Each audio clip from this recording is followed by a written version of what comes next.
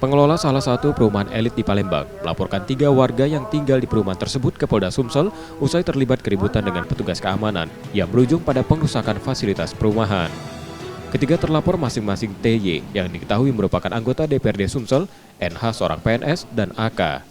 Salah satu dari terlapor juga melakukan pengancaman pada petugas keamanan menggunakan senjata tajam dan menutup jalan perumahan selama 12 jam yang menyebabkan kemacetan di sekitar lokasi. Kuasa hukum pelapor mengungkapkan, kejadian itu berawal saat fasilitas mereka dikurangi, yang diduga sudah tidak membayar iuran izin pemeliharaan lingkungan selama 7 bulan, dengan 1 bulannya dikenakan Rp550.000. Merasa tak terima mereka pun protes dan terjadi keributan, sehingga sempat ramai di media sosial.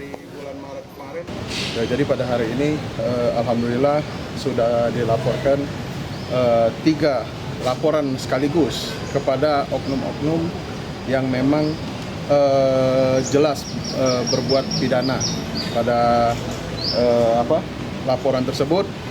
Di antaranya ada 3 orang. Jadi pasalnya itu yang pertama adalah 406 ya, karena oknum-oknum tersebut melakukan perusakan di perumahan klaster tersebut, merusak fasilitas karena keberatan dengan masalah IPL kemarin. Laporan kini diterima SPKT Polda Sumsel.